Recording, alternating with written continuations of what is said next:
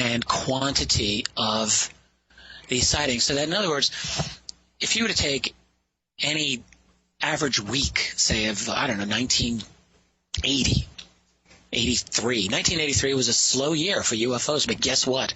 I guarantee you that if major media were covering UFO news the way that they would cover the latest, doings of Britney Spears, every single week of that year would probably have some kind of bombshell to report.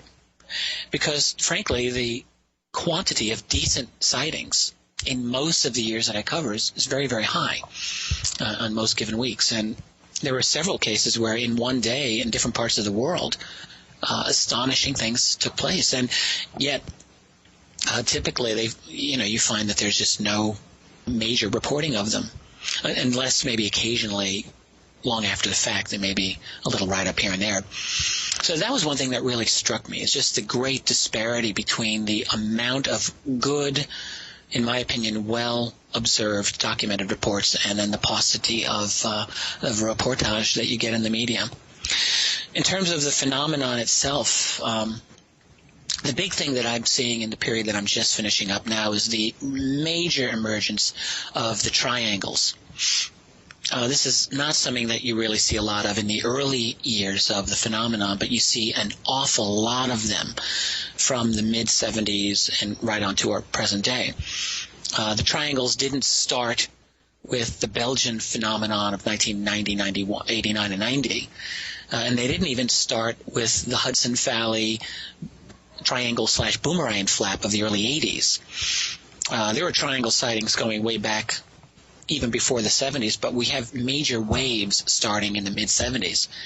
Back in 1975 in North Carolina, there were, for an entire week, there were very consistent, reliably reported sightings of some kind of triangular craft that was silent, that exhibited all the kinds of characteristics you get with more conventionally shaped UFOs.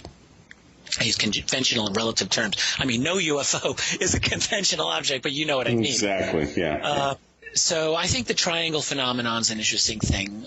Another really key development, I think, in the 1980s was a kind of upsurge in what you'd call the cloak and dagger element of the UFO controversy. This isn't so much in the phenomenon as in the researchers and the intelligence community, which got very, very deeply, overtly involved in this. Are we talking about Men in Black here or something like that? No, I don't know about Men in Black as being a major. I mean, there's always a subtext of Men in Black reports that you get throughout any period. I don't know how common that phenomenon is in one era as opposed to any other. But I mean, well, here's what I think actually happened as I trace the history of this. In the early 1970s, when this volume begins, the UFO topic in the public eye had been kind of dead for a couple of years. And, not long before that, you had the Condon Commission, which had been a sponsored study by the United States Air Force to look into UFOs. And, of course, they said that there's really little to no scientific value in pursuing this. And so that gave the Air Force this excuse to drop Project Blue Book. And the UFO topic was sort of left twisting in the wind, so to speak, for a number of years. There were a couple of organizations still around trying to keep it going, but UFOs were very low-key in the early 70s. What happened was that the Freedom of Information Act, which was revamped in 1974 and then through the late 70s, and then under Jimmy Carter especially, caused a real resurgence of this issue to make headlines. And the reason was that it became clear that there was a cover-up going on. You had a number of research groups that used freedom of information to obtain not hundreds but thousands of pages of government and military documents on this. And so what it looked like is that, holy smokes, there might just be the magic document that's going to break the secrecy on this wide open. At the same time, in the late 1970s, there was another threat to secrecy, so to speak, in my opinion, and that was the leaking of stories about crashed UFOs and also individuals who would claim to see, for example, alien bodies at Wright-Patterson Air Force Base or some other underground facility. A lot of these leaks started coming out in the late 70s. They came out in particular initially to a researcher named Leonard Stringfield, who that was his thing. He had written a book that dealt with this topic a little bit, and then suddenly in the late 70s, a lot of people came to him. And so this had really never been something that UFO researchers had taken seriously before, not in any significant way. So all at once, within a couple of years, you got two major, potentially blockbuster types of developments occur in the field. The documents, the Freedom of Information Act documents, and these crash retrieval stories, out of which we get the Roswell story was only one of many of these. Okay, and that got some real forward motion by 1979, 1980. So what I believe happened, what it looks like to me happened, is that there was an active, let's call it counterstrike by the intelligence community to throw cold water over this. And to this day, I think the results of that have really muddied the waters of UFO research. I'm speaking of the Majestic 12 documents and a number of other stories that I think have come out facilitated by the intel community. I'm not saying, incidentally, that I think the Majestic 12 documents are untoto fabricated or false. I don't believe that they are completely false. I think that there is an MJ or a Majestic organization that does exist, and I do think that the MJ-12 documents very well could be derived from truly legitimate documents. But what I am saying is that it looks to me that in the early 1980s, as a result of these two threats, there were documents leaked out by the intelligence community, including the MJ-12 documents and others, that have forever divided researchers, so that now nobody really knows, is something legitimate or not. The arguments have never ceased over this. Okay, let me ask you a quick question here, Richard, regarding the MJ-12 documents. You're saying they were based on something that could possibly be real, but then did they just take the real documents, fabricate them, and then send them out into the wild? Well, yeah, what I think happened is that there are different versions we know that exist of these documents. So, for example, in 1983, a year and a half before the MJ-12 documents were mailed to Jamie Chandray and Bill Moore, Linda Moulton Howe was shown something that sure as heck looked like the MJ-12 documents when she was at Kirtland Air Force Base visiting Richard Doty, who was a member of Office of Special Investigation for the Air Force. And Doty showed her documents that were presidential briefing papers, as she recalled, documents that dealt with crashed UFOs, crash retrievals, but they were different in key ways than the documents that surfaced a year and a half later. One of the key differences was that these documents described a crash at Aztec, New Mexico, which the MJ-12 documents certainly did not. And there were other differences, too. What it looks like to me is that these documents were being shopped around and that they continued to be tweaked a little bit until they were finally sent out in 1984. I also believe that they definitely came out of Kirtland Air Force Base because Timothy Good, the British researcher, was also in touch with people who were getting him MJ-12 documents. And I spoke to Tim Good about this. He has still never really said who these people were, except that they were American, and that he didn't say that it was Richard Doty who gave him the MJ-12 documents, but he did indicate to me, and this is going into my book, that it was a group that was probably, in his opinion, connected to Doty. And that's all that he would say on the matter. So is Doty the person who is most responsible for the fake documents? Is that what we're saying? I think so. I think that Richard Doty was very much involved as part of his job. I'm not holding this against the man. I don't want to be misinterpreted here. I've corresponded with Richard Doty, and I personally have had no reason to have a problem with this man. But, yes, I think so. I think that actually what happened is that these documents were sent out in in my opinion, at this time, is a method of slowing down or throwing some cold water over the research in this field. And I think that the way you do that, though, is you take something that could very well be true, that is true. It's my opinion that there is a majestic group, but if you present it in such a way that it's not valid or useful, you thereby disable the entire topic, it seems to me.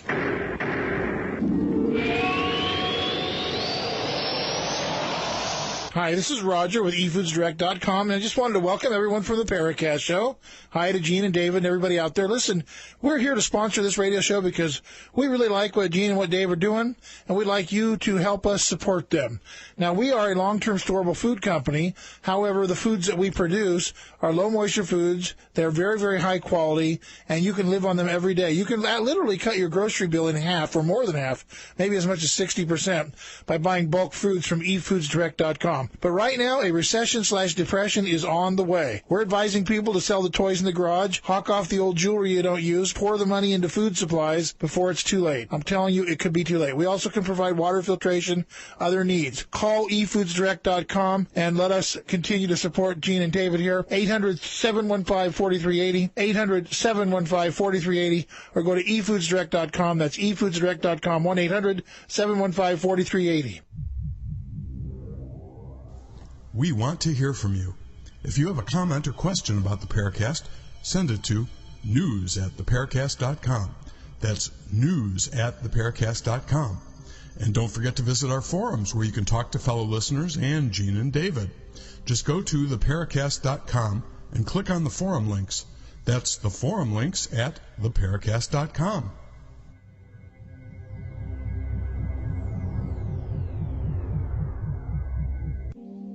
Hi, this is Don Ecker, and you are tuned into the Paracast with Gene Steinberg and David Biedny. Hey, let me tell you what, you're going to hear stuff here that you probably won't hear anywhere else. Hear that, George Snorri?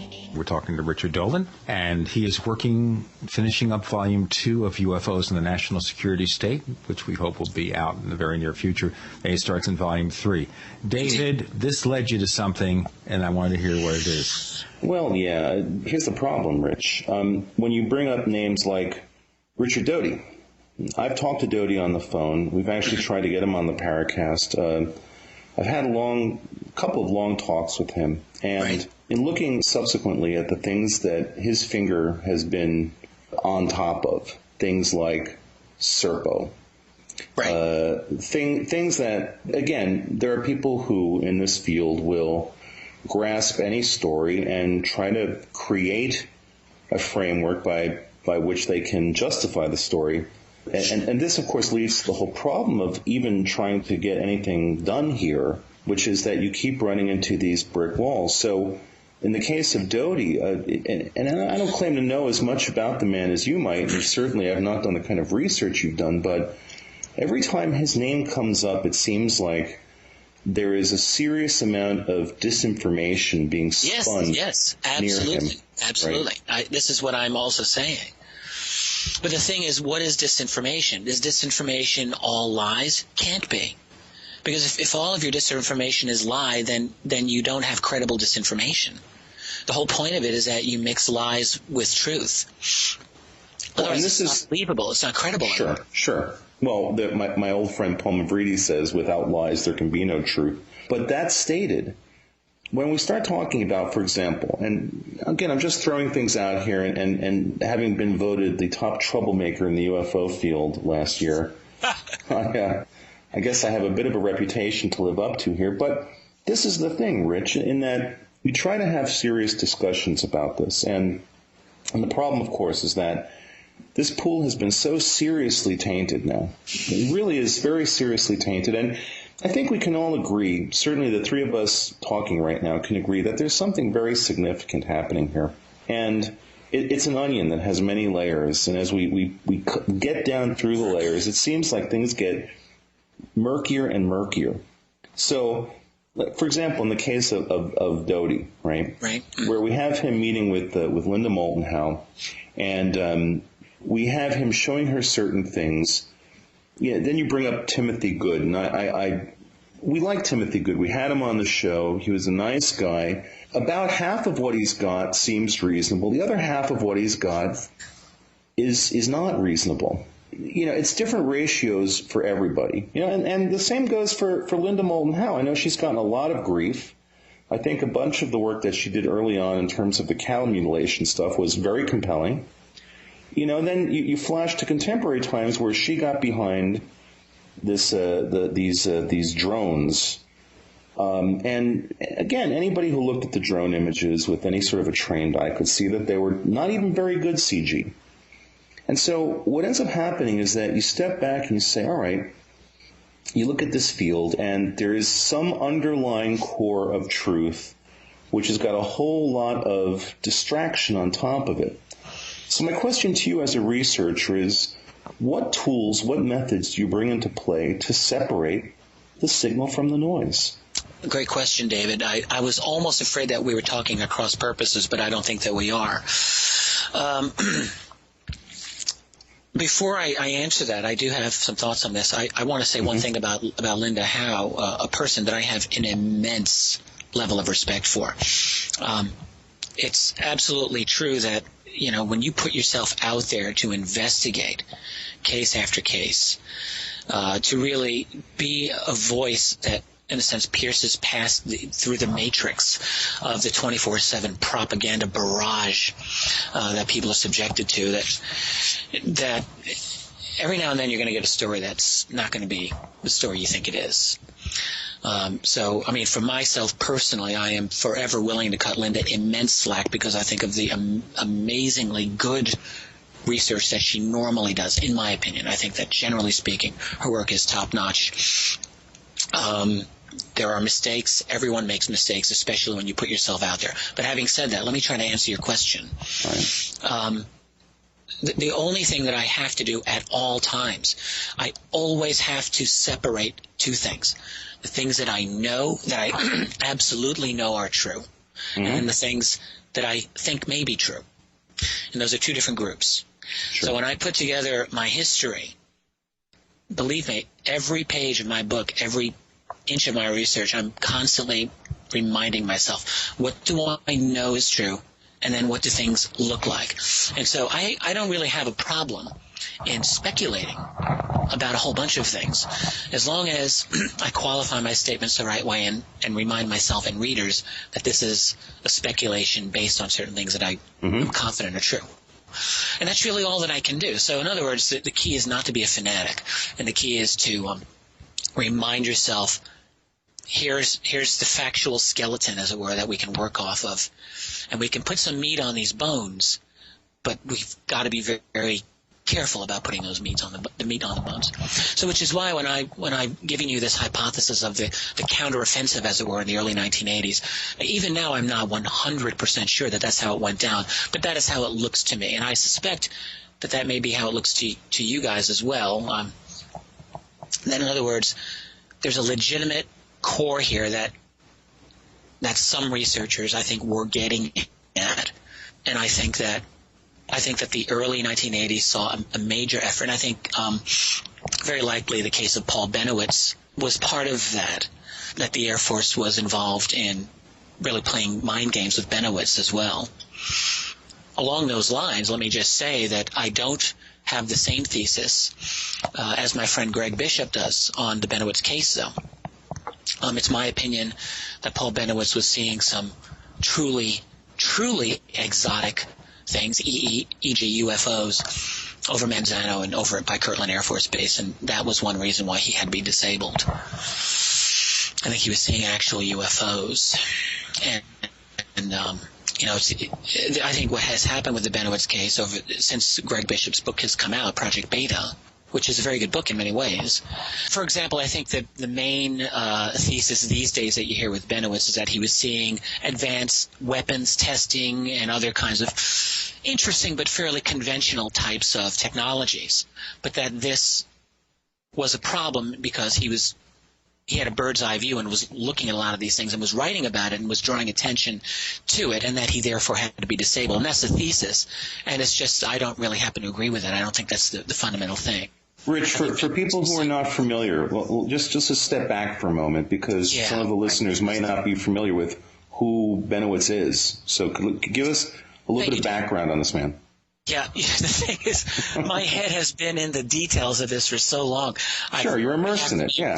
I've got to step back. Right. Well, what happened is that in 1979, 1980, a private scientist who actually did a lot of defense work named Paul Benowitz, who lived literally right across from Kirtland Air Force Base. He had, from his home, he could see the base. Well, what happened is that Benowitz, with a lot of his homemade, very sophisticated electronic gear, began to record some very unusual phenomenon going over Kirtland Air Force Base and the nearby Manzano weapons testing range there. So it was his opinion that these were UFO craft. And he furthermore believed that he was recording alien communication signals that were coming in from this area.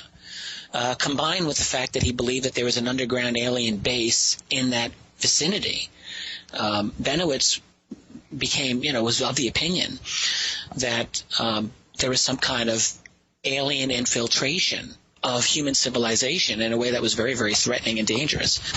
This man got very, very worked up with an idea which he had to tell the president. Paul Benowitz wrote to Ronald Reagan when Reagan was president. He wrote to senators of New Mexico trying to get them aware of the activity that he was recording.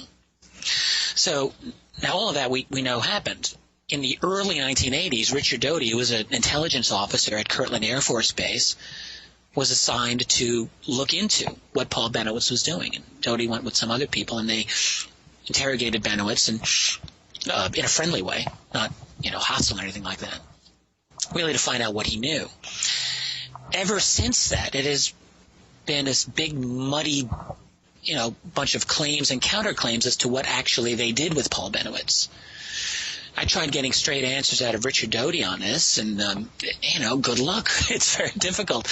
The one claim was that Gregory Bishop, the researcher, said is that Doty actually took Benowitz in a helicopter over Mount Archuleta at Dulce, New Mexico, to show him fake alien bases, to get Benowitz to be very interested in Dulce as opposed to Kirtland and Manzano. Well, I don't think that's the case. I've got very good evidence for that. First of all, Doty says absolutely not.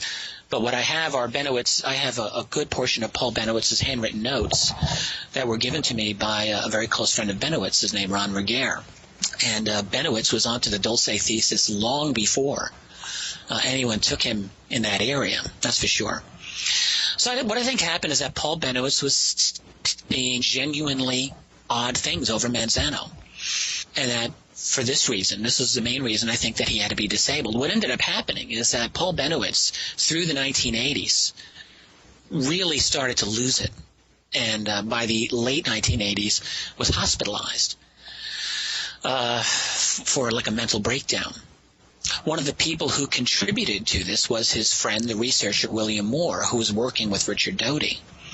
I mean, this is one of the key things in the 1980s UFO research, is this close collaboration between elements of the intel community and certain UFO researchers like Bill Moore, who was one of the top 2 or 3 names in UFO research during that whole decade. When Moore left the field by 1989, 1990, he really left a trail of destruction behind him because people were really not sure who to believe any longer. The problem here, Rich, and this is, let me qualify this. I know Gene has had a long time involvement and interest in this field. I can't say the same for myself, okay? I'm an experiencer who only in the last few years have I really started to look into this topic in any kind of a concentrated fashion. So a lot of the stories that I hear, there's certain people whose names I've been aware of, people like Bruce Maccabee, having been very involved in the image analysis aspect of this for more than a few years. Right. His name is one I'm familiar with, but as I started to dig into, in the last few years, a lot of this stuff that happened in the 80s with Doty and Linda Moulton Howe and Benowitz and Moore, then I started running into other names like John Lear. And yes, right. Right. So what ends up happening, and again, this is as seen from the point of view of an experiencer looking in, I see a tremendous amount of noise and I see very little signal.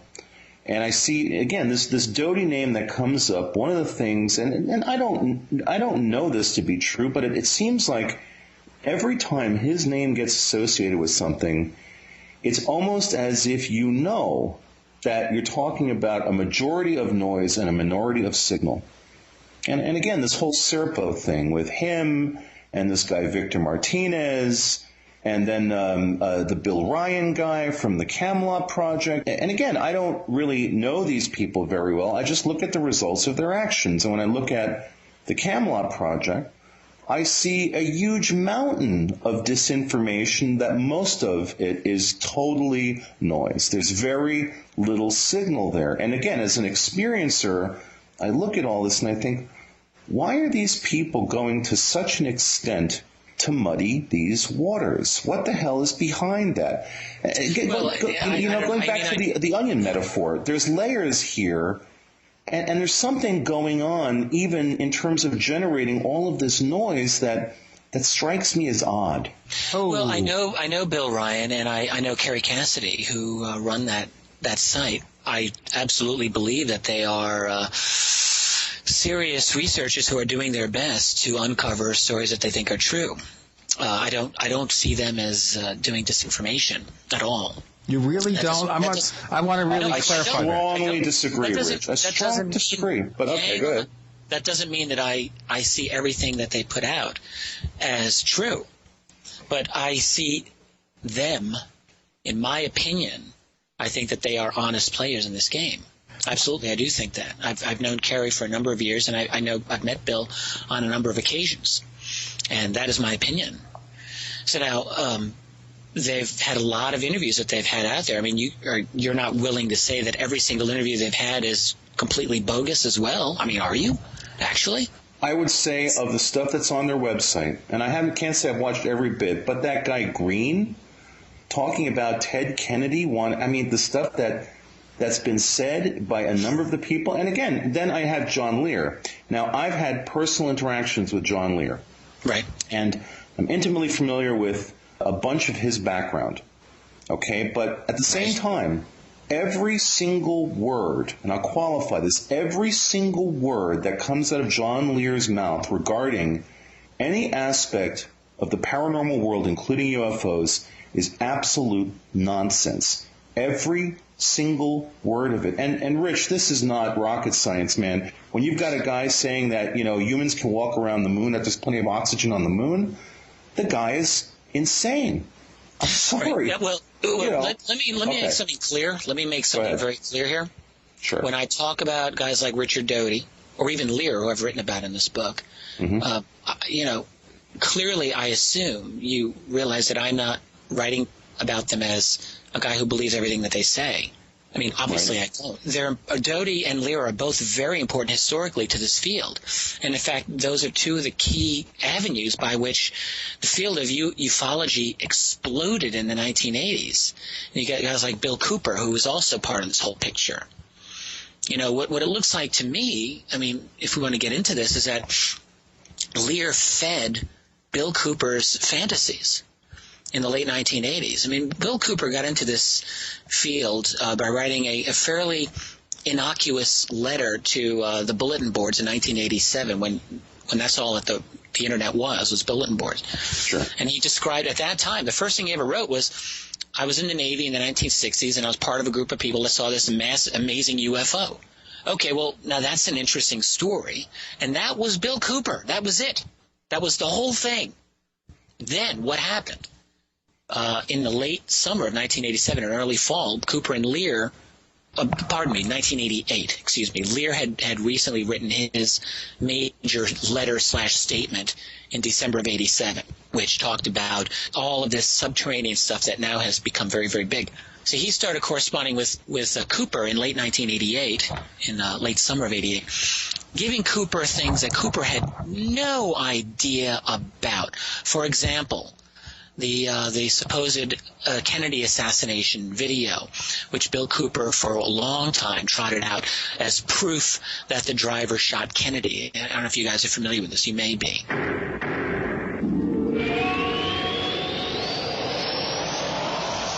Fate magazine is proud to be celebrating its 60th anniversary and its 700th issue. That's 60 years of bringing you true reports of the strange and unknown. Fate brings you the latest on all aspects of the paranormal, like angels and miracles, psychic phenomena, ghosts, UFOs, and much, much more. It's bigger and better than ever. Subscribe now by calling 1-800-728-2730 or online at www.fatemag.com. That's 1-800-728-2730 or www.fatemag.com. What are you waiting for? Your fate awaits. Hi, this is Bud Hopkins, and you're listening to the Paracast with Gene Steinberg, David Gedney, and I completely, enthusiastically endorse this program. It's an absolutely great program with an opportunity to stretch out and talk. We're talking to Richard Dolan, and we're speaking about things that you will see in the next volume of his book, UFOs in the National Security State. Okay, about the Kennedy thing, just in 1 minute or less, for those who aren't sure, would you describe it? Gladly. In the late 1980s, Bill Cooper, who's now dead, talked extensively about how he had this exclusive video showing how the driver shot Kennedy in the Assassin in the Zapruder film. And, he said he had obtained through his channels in the military and that this proved how Kennedy was shot as an inside job. It turns out that's just one of the many bogus things that Bill Cooper promoted and showed to the world. He got that tape from John Lear. And the reason Lear had gotten it was a fifth-generation copy of the Zapruder film. Lear had gotten it from a Scandinavian filmmaker who was in this project and was exploring the possibility, was Kennedy shot by his driver? Because from the way that this kind of muddy version of the film was, it looked like, yeah, maybe he actually did. So he was looking for backing and funding. And he had known Lear's name. He knew that Lear came from a very famous, wealthy family. And he knew that Lear was into conspiracy theories. That was basically it. So he sent this video to Lear trying to get some money for financial support. So Lear's got it all through the summer of '88, and he's thinking, oh, this is pretty interesting. He sent a copy of it to Cooper. And by the late summer, early fall, he sent Cooper a number of other things. He sent Cooper something called the O.H. Krill document. All right. Now, that was actually written not as an alleged inside bit of knowledge of the alien situation, but it was an analysis by a guy named Val Valerian, who didn't use his own name because he was active duty Air Force at the time. So he went to his friend John Lear and said, I need a pseudonym, and Lear came up with O.H. Krill as kind of a joke. He gave Cooper that document. Cooper then claimed that document was one that he had gotten while he was in the Navy. It was a secret document. And that O.H. Krill was this alien being living, on the inside with humans, with the military. When Lear heard Cooper say that, I have to wonder what was Lear's role here. Lear said, look, I was just trying to share some stuff with Cooper, and essentially it's like he had no idea Cooper would go off the deep end. Okay, well, maybe, but maybe there's other things going on here. I don't know. But the fact is that Bill Cooper got that story and many, many other very questionable and wrong stories directly through John Lear. Mm-hmm. Cooper strikes me as someone who was absolutely a novice in this in 1988 and did acquaint himself rather quickly, I think, with a lot of the subterranean conspiracy literature on the topic. If you read, for example, his paper, The Secret Government, which it's on the Internet, it's been out since 1989, he has a lot of citations in there. And some of the sources he cites in that, I've studied this paper of his, are totally legitimate. And then other things are just complete nonsense. when Lear heard Cooper talk about the O.H. Krill document in the Navy, Lear was like, are you insane? He went up to Cooper privately, said, that that John Grace, a.k.a. Val Valerian, wrote it, and that I named it last year. And Cooper, according to Lear, said, well, you're a liar and you're a CIA agent, so go to hell. And so maybe those are all true, but Cooper was a guy who I really have wondered about what he was all about. He was so delusional that he had the ability to believe his lies. I think there are such people like that. And I think there are definitely such people like that, especially in this sandbox. There are a ton of them. Yeah. There are a ton of them. And that was Cooper, and I think he was used, or he used himself, however, but Cooper walked through the field of ufology for a year or two and left an absolute path of destruction behind him. Yeah, but I think you could say the same thing for Lear, Richard. That's the problem. I think that. Well, I didn't say that wasn't the case. Right. Right. And I want to qualify this. When I express that kind of an opinion about Lear, I'm not basing my opinion on third-party information, on secondhand information. I'm talking about my direct interactions with the man that basically resulted in him on the Project Camelot interview he did claiming that I'm a government operative. I mean, when I hear that kind of stuff, he did? Absolutely. I've been accused. And he makes statements like that, and Ryan and Cassidy don't even vaguely challenge those. And I'm on the Project Camelot they're not website really, right now. They're often not. Bill and Kerry, I don't really know if they'd be in a position to feel like they could challenge him on that. Well, no, that's fine. But what I was going to say was that you look at the list of people who have been interviewed by them, and you read or you listen to a good amount of stuff. People like Dan Burrish, people like Jim Sparks, who we had on our show, and I think we, to a very decent degree, were able to demonstrate that Jim Sparks is totally fabricating a story. There's nothing to what he's saying. There's absolutely nothing to it. Interesting. Do you think it's possible that he believes his story? Cal Korff believes a lot of things about himself. I think we're talking about people believing their own lies. Wait, Cal Korff or Sparks? Who are we talking about here? No. Well, I'm saying the reason I brought up Korff was that Korff is another example of someone who can believe his own lies. Perfectly intelligent people can believe their own lies. There's a very fine line between intelligence and nuttiness. It's a very fine line there. It's true. I agree with you. And so, again, looking at the list of people, you look through this stuff. We had Jim Sparks on the show. We basically, as I said, I think we were able to demonstrate that essentially he was making stuff up as he was going along. And we had him on twice. In fact, he decided to come on our show a second time. He offered to. We didn't ask him to. And one of the reasons I think he did that was he liked the fact that we were asking him questions that nobody else was asking him, so he could figure out canned responses. And this is a lot of what Jim Sparks does, is he comes up with canned responses trying to accommodate every contingency. But if we go down the list of people on the Project Camelot website, where you have people like Bob Dean, you have people like Dan Burrish, you have people like Sparks, you have Lear, Ralph Ring, who, in the case of Ralph Ring, there was a guy, and again, you can have people who are very nice people, the nicest people in the world. Clifford Stone, a very nice man. I've spoken to him on the phone. A sweetheart of a man. Do I believe anything he's saying? No, I don't. And you have to make that line in the sand where you say, okay, you can have people who are very sweet people, very nice people, the kind of people you'd love to have a meal with, but that is really a separate issue from the veracity and the truthfulness of the information that they offer. I have a slightly different position on some of these people. Okay. Like Clifford Stone, whose living room I sat in more than once, and I've met a number of times. Bob Dean is another one. I have a very high regard personally for both of those men. Particular Bob Dean is a guy that I just absolutely love. Now, they both have stories that are not verifiable. Okay, we're talking about Bob Dean and his claim that as a member of SHAEF in 1964 saw kind of a UFO briefing document sort of thing at NATO. And then Clifford Stone, I assume you're referring to his main story that he, as a member of Project Moondust, he says, encountered an alien being. No, I'm thinking about the 57 species claim. 57 species. Okay. Yeah. Well, what did Clifford say about how he knew that then? That was John Lear. I didn't think that was Clifford Stone. Stone has said that he had inside knowledge about the military having identified 57 species of alien beings. Okay.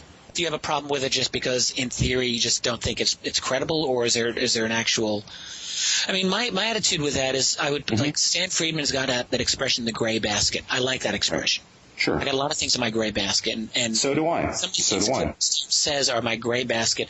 I don't feel comfortable in dismissing Clifford Stone, and I certainly don't feel comfortable dismissing Bob Dean, whose story, frankly, strikes me as much more low-key and totally believable, the way that he tells it, in my opinion. It is a very simple story, the way Bob Dean has described it from 1964. I don't find it all that outrageous. The other things that I know about Bob Dean, having spent some time with him, I happen to say that I believe him. Now, a lot of the things Bob Dean talks about, he doesn't have any more expertise than anybody else. Not that he lacks it, but he's not in any better position to talk about certain things than anyone else. But regarding the 1964 story that he talks about, that goes in my gray basket too, but it's one in which my inclination is to think that I probably believe Bob Dean, very probably. I don't see a reason why Bob Dean, I just don't see this man as a fabricator. I just don't.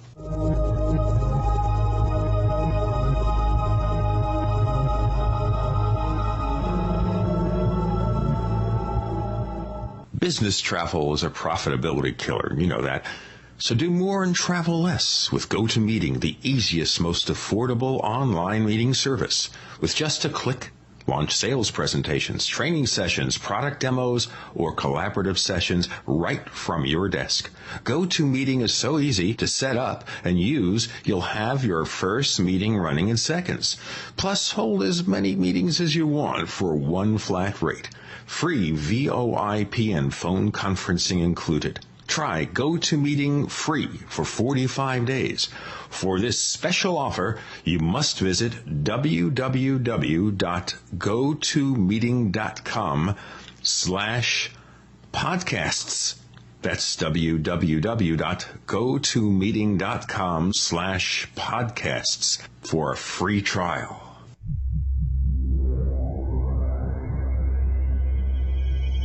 You've entered another dimension. You've entered the Paracast.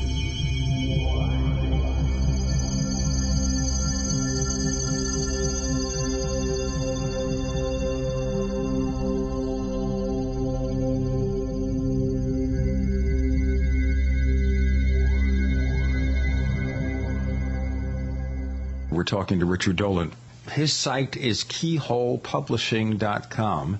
And before we progress, how'd you come up with that name? Because you're looking through the keyhole to find... Yeah, exactly. Okay.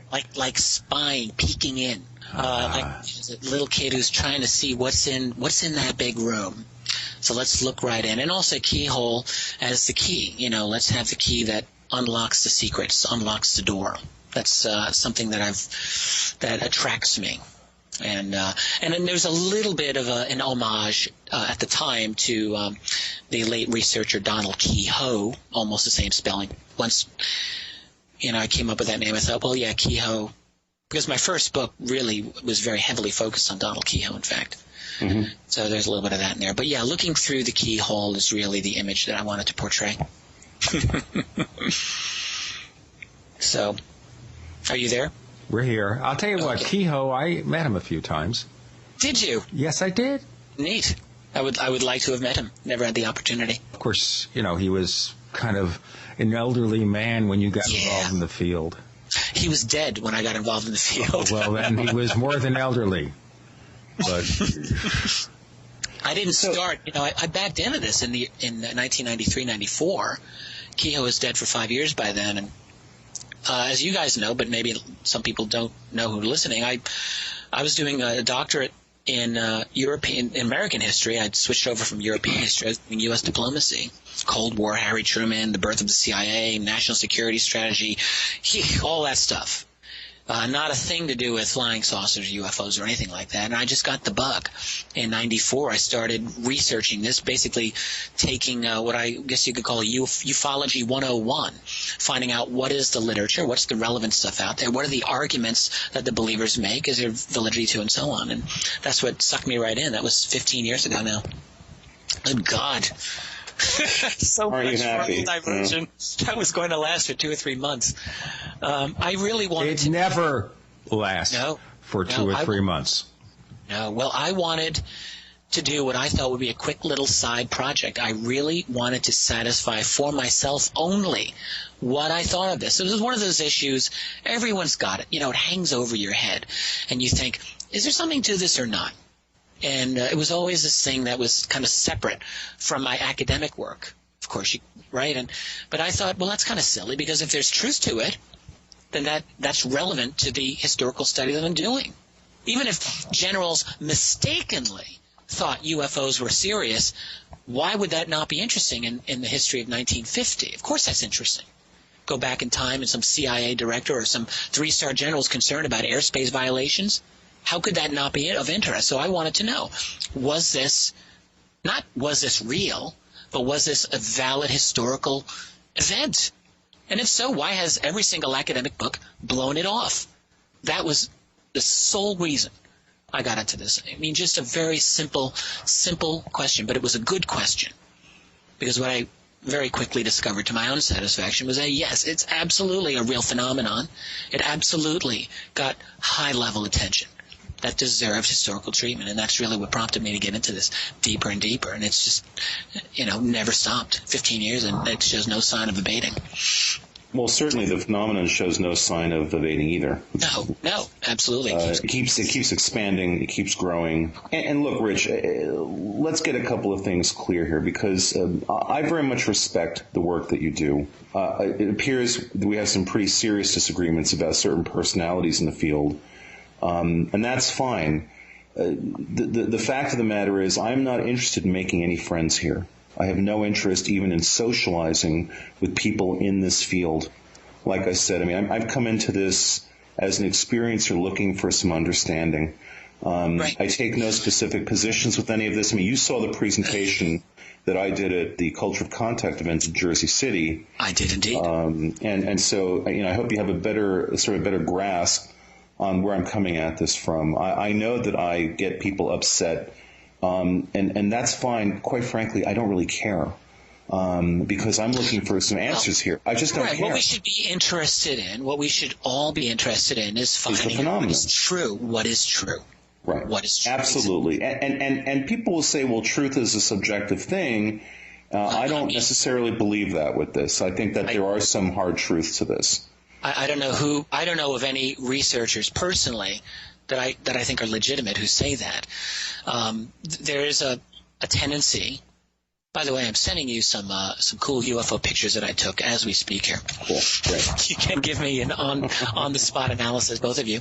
Ladies and gentlemen, you're going to get an instant analysis from the esteemed Mr. David Biedny very shortly.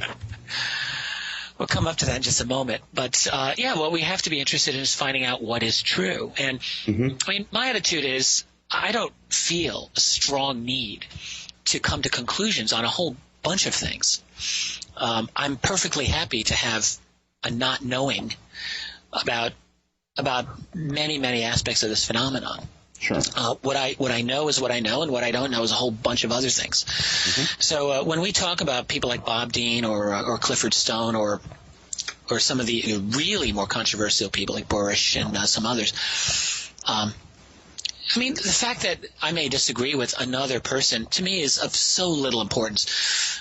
What I need to know about each individual that I deal with in their field, in this field, is is it an honest disagreement, or are they blowing smoke at me? And that's really the only thing I care about.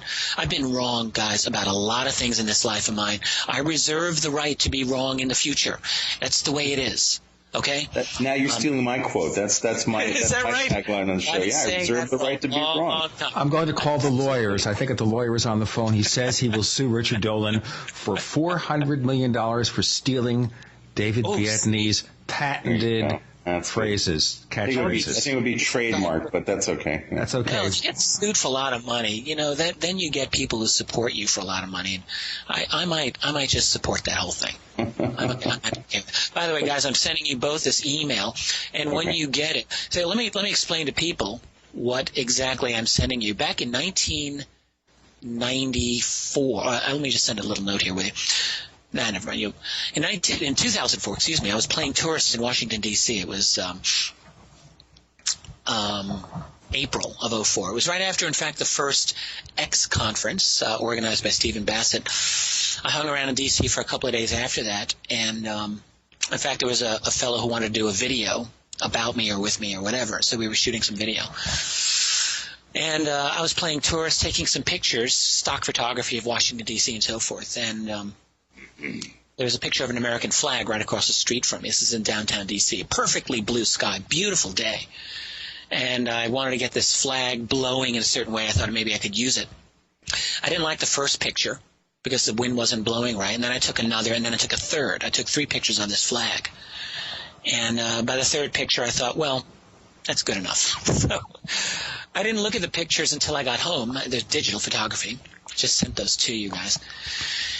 When I looked at it on my large screen, I noticed a black object in the upper right quadrant of the image. It was in the sky. It's largest in the first image, and in the next 2 pictures, I didn't move, so the perspective is exactly the same. You can see the object moving to the left, farther away from the camera, and then curving to the right in the final picture, really far away from the camera. So it's an interesting series of pictures because it's 3 photographs taken within 60 seconds of each other, in which this object seems to be in the sky, and it seems to be going at a very sharp angle, very far away.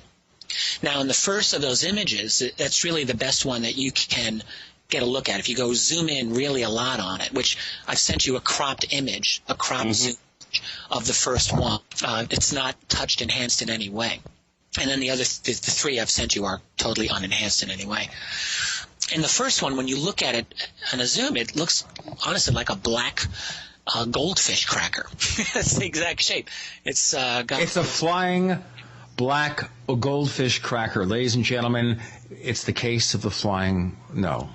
Well, it's kind of bizarre. I mean, I wondered if it was an airship of some sort, but the thing is, it looked really high up for that. And it moved. I mean, a blimp or anything like that couldn't move like that. Some people have thought it's a bird. I can't see a bird in that image. Well, I can tell you this from just looking at it. I'm just looking at it in my browser, okay? So I'm not doing any real work on it yet, but just looking at it, one of the things I think I can say with some degree of certainty is that because there doesn't appear to be much atmospheric haze affecting it, it's closer to the camera compared to further away from the camera. If this was something that was very, very far away, even on a clear day, you would see a pretty decent amount of hazing in front of it. You don't. Yeah, it's very distinct. It's true. It's very distinct black. So how far do you think it might be? Do you think it's in the sky, or do you think it's right in front of the camera?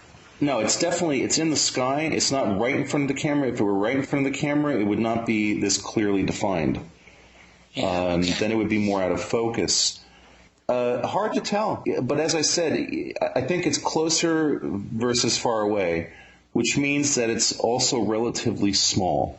It could be like maybe a balloon. I think that's entirely possible. Yeah. I'd have to look at it more carefully. I don't want to just give you a definitive statement about it and say this is what it is or isn't. Well, listen, I've never tried to make anything out of this image. I've had it now for almost 5 years, and I've only shown a few people. I find it something that's interesting. I really, for the life of me, couldn't figure out what it was. I'm not of the opinion that it's a balloon just by the way it seems to move, but then again, maybe. I have to overlay these images and see what the trajectory of it is. But again, here's what I want to ask you, Dave. Shoot. When you look at the enhancement of that image, you see a kind of bright, almost like a glow around it. Now, I don't necessarily think that's anything. Can that be a feature of the enhanced, of the digital photography itself? In other words, actually, usually no, that's called halation.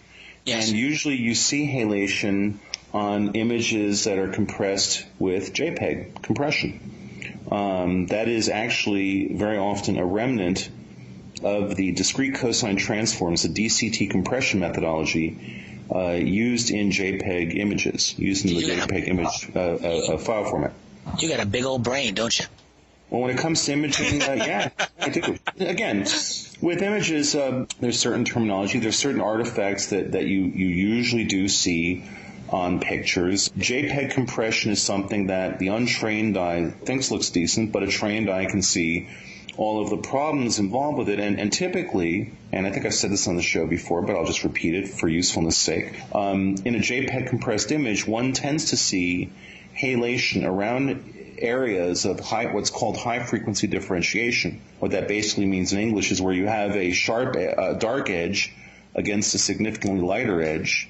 That's where you are prone to see more halation than, let's say, areas of continuous tone, or more of a subtle differentiation in brightness and color values. So this halation is also something that very often is an artifact not only of the JPEG compression process, but also of the automatic sharpening that some cameras do in their firmware.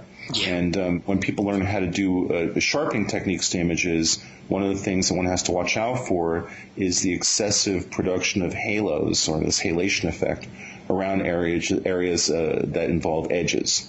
So that's what you're seeing there. I'm impressed by your technical experience. I really am impressed by your knowledge there. And I didn't think that meant anything either, but I was curious what you thought. I'll tell you what, before we go to hour number 2, Richard, why don't you tell our listeners where they can get a copy of the first book, UFOs and the National Security State, Indeed. Volume 1? Absolutely. Go to my website, which is keyholepublishing.com, just like looking through a keyhole, keyholepublishing.com. You can buy a signed first edition of my book through the website. You can click the purchase icon there. The book's also available, the second edition, through Amazon.com, or many of your local bookstores will probably have it as well. Amazon's an easy way to get it. UFOs and the National Security State. That's Volume 1. That covers the years 1941 to 1973. And as we've been discussing, Volume 2 is so close now. I'm looking forward to getting that thing done. I can. Yeah. Yeah. We look forward to it as well. And we'll get back with more discussion with Richard Dolan on the other side of the Paracast. Welcome back to the Paracast with Gene Steinberg and David Biedny. We return with Richard Dolan. He is author of UFOs and the National Security State, which has now become a trilogy. It started out to be one volume, then a second volume, and now he's working on a third as he's just about done with the second. At what point, Richard, did you decide, you know what, I can't do it in 2 books? A little over a year ago, I was just looking at the for example, what had been the first chapter of the book was itself 100 pages. And I thought, how can I start chapter 1 with something that's actually in excess of 100 pages? And I tried looking at a way to cut it down, and I couldn't justify it. So that was one problem. And then just the sheer duration of this project, which has just been going and going and going. It was a feeling that I just wanted to get something done and out of my life, frankly. And then the other thing was that had the book kept going as a single volume, it would have been well over 1,000 pages. And what's the point? What's the point? I don't want to publish or read a book that's 1,000 pages. So I thought, let's just do it logically. I'll break it down to 3 approximately 500-page books and be done with it. And that'll allow me just to finish and have a nice break-off point. 1991 is really, the more I've thought about it, an ideal break-off point. It's the end of the Cold War. It ends an era in certain key ways. And so I thought, that's good. We'll just take it for those 2 decades, basically the 70s and 80s up to 1991, and cut it there. That was a little over a year ago. I was encouraged in a conversation as well with Stephen Bassett, who really strongly recommended that tactic. Ended in 1991. I thought, he had been saying this to me for some months, and I think I was somewhat persuaded by that too. So when I made that decision, it simplified my life in so many ways, to be honest. I suddenly felt the lifting of this enormous weight off of me. I'd like to go back and ask you some questions about triangles, because you identified that in doing the second book, it became clear that this was a major change in trending.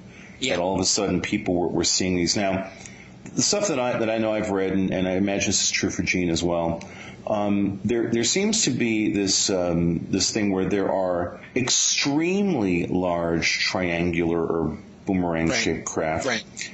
And then there are smaller craft. So the question is, do you see a specific pattern here? Did smaller triangular craft appear and then the larger triangular craft? And how do these overlap with potential covert aeronautic projects going on in the U.S. military? Excellent questions, and I'm interested in both of them. In the first question is which appeared first, the smaller or the larger one. In the 1975 wave, those were not humongous in size. Some of them were fairly large, I think more than 100 feet in diameter, so they were fairly substantial. I mean, you think of an object of that size, a triangle of that size, it's pretty large. But not the so-called big black deltas of like 600 feet or more, which have been reported. Those were not being reported in the 70s. You do, however, start getting those of objects of that size in the Hudson Valley flap about less than a decade later. Now, granted, though, there's the Hudson Valley objects, this is in the lower part of New York State, were not usually triangular shaped so much as boomeranged. At least that's how witnesses identified them.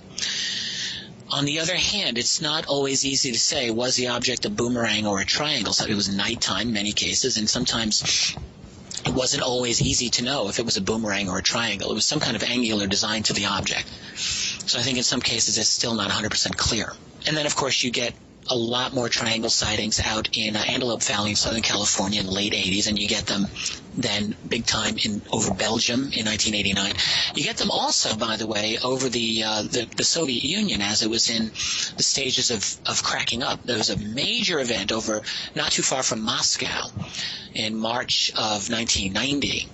I happen to think that that's a very good case, and that was a large triangular object that was the subject of an attempted intercept by Soviet pilots. So now the question is, who's making these things, and is it related to covert manufacturing program? And I think the answer very possibly is yes. I can't be sure, but my feeling is if we're making our own UFOs, and I say we very loosely, I say we only in the sense of human beings, okay? If human beings are making a flying triangle, then I'm really not of the opinion that it's officially part of the U.S. military structure. And the reason I think that is because the U.S. has fought, since 1990, a number of major wars. Now, we didn't really need amazing triangular craft in the invasion of Panama or in the Gulf War of 1991. But they sure as hell would have come in handy in Afghanistan, and they sure as hell would have come in handy over Iraq. And you got to imagine that if your military's got it and you don't want to use it, that had better be pretty damned important if you're going to be willing to bankrupt your country and fight two endless wars as a result of not using it. So my feeling is it's not in the arsenal of the U.S. military, or if it is in a program that is 100% entirely separate. And what would such a program be? Well, clearly, I think it would be related to extraterrestrial presence, so that such craft would be used, I'm just theorizing here now, solely for part of the ET-related program. Whether that means to have confrontations with them, or if it means to observe them, or if it means to go off-world in some way, I don't know. But that's my theory. I think that we are probably making some of these triangles. In fact, I know we're making some triangles. For example, there was a first-rate observation by one of the world-class experts in aircraft recognition back in 1989 over in Britain, who saw a refueling operation with KC-135 tankers and an absolutely perfect triangular aircraft. The man who identified this writes books on aircraft recognition. He competes in aircraft recognition contests whereby an image of an aircraft is shown at you at high speed and you have to identify it, bing, bing, bang.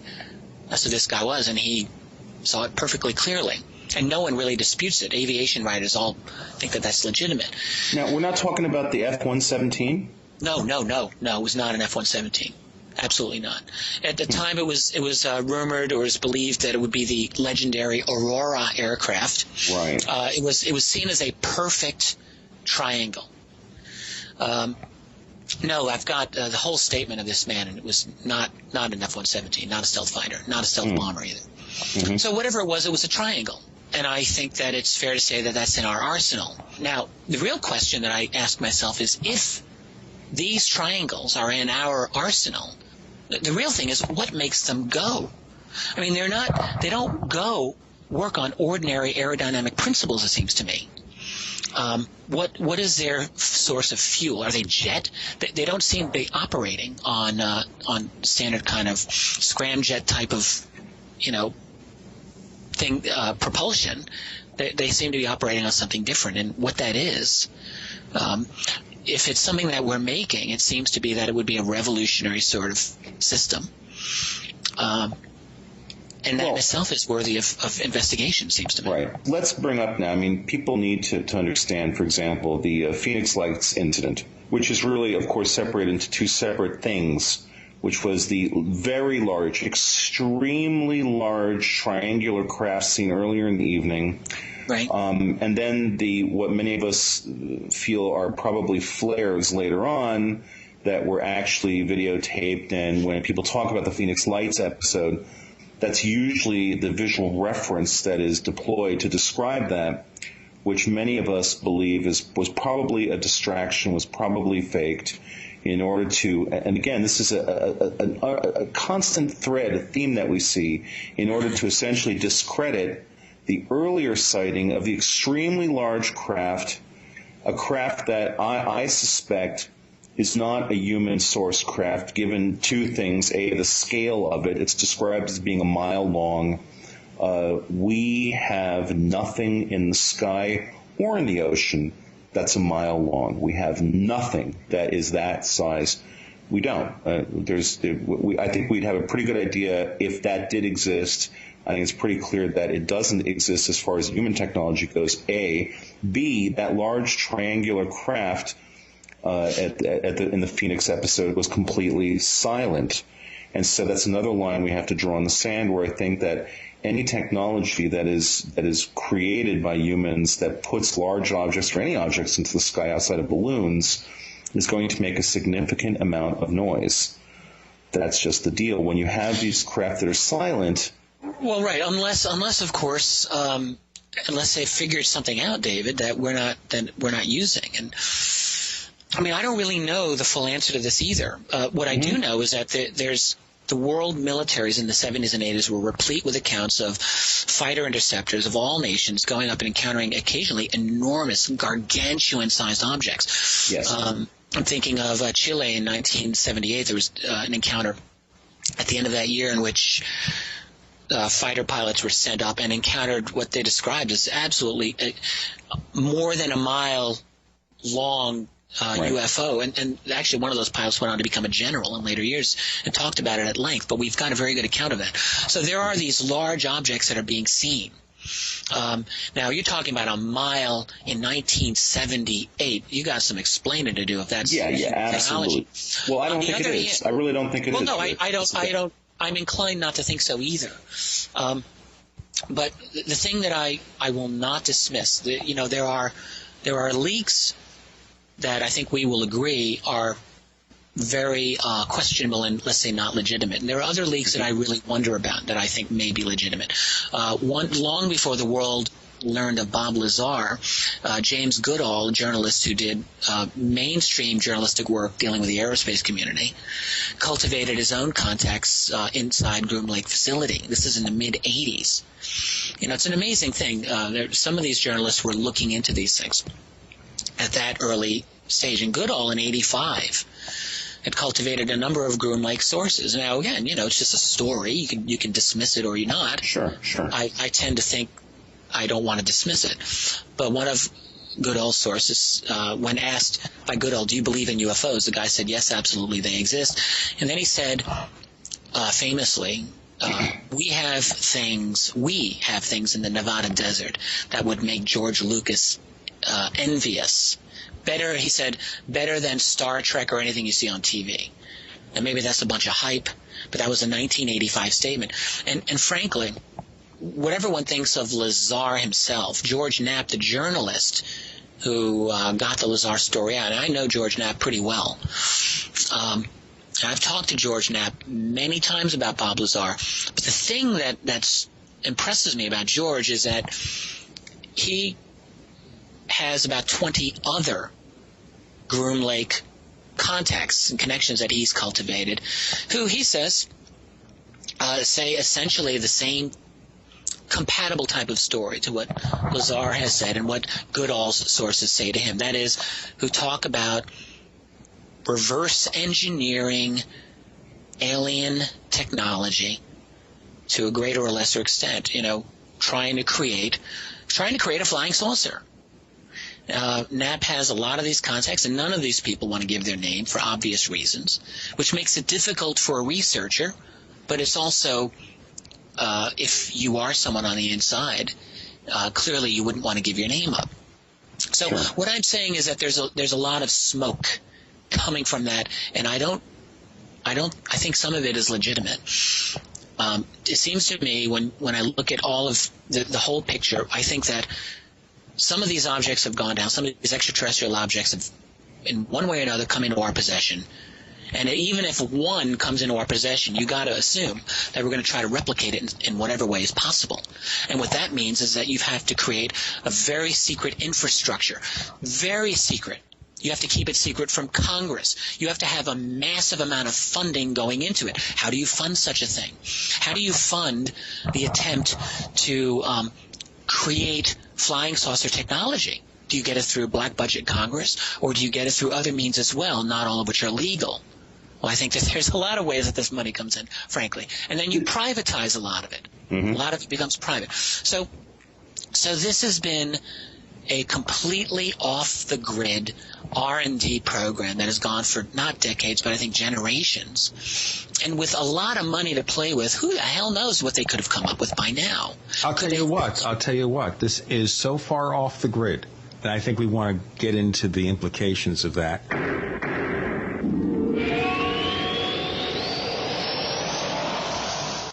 Hi, this is Bill Burns from UFO Magazine and UFO Hunters. There are several ways that you can get UFO Magazine. Yeah, we know, Bill. We know. Just shut up. Just give us one way. Don't tell us you're psychic and, give it 8,000 phone numbers and take 15 minutes of our time when we just want to hear the show. Just tell us how we can get UFO Magazine in one way. Okay. Just go to www.ufomag.com, subscribe online. You happy? Yeah, was that so hard? Actually, harder than you know.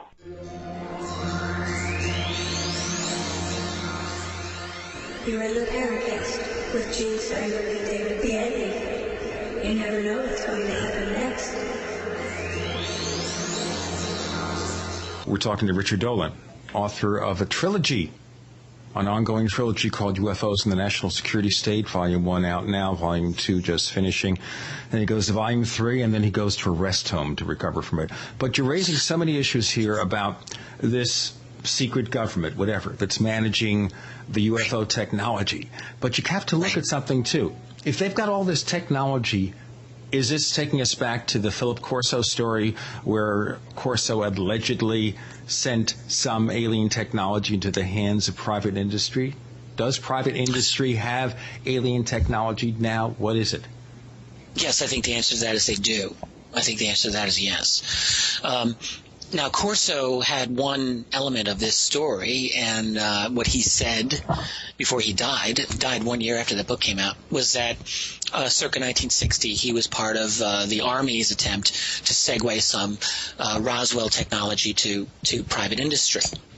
Now, of course, even if that was true, you have to assume that he would not have been by any means the only guy ever to have done that, or the first guy to have done that, obviously. I will say that I've at this point cultivated a few people who are connected with that world, who, for whatever reason, tell me things. Now, it's always possible that they want to blow smoke up my bottom, or maybe it's possible that they want to tell me something because they think it's true. What I can say is I've gotten very consistent accounts from a wide range of sources that tell me that this problem has gone private in many, many significant ways. So that, I mean, think of it logically. Go back to, this is what I think actually happened. Go back to 1947, 48, and pretend you're the president. So you're Harry Truman, and your top general, let's say maybe your top science advisor, Vannevar Bush, tells you, sir, we've recovered technology that does not appear to have been manufactured by human hands.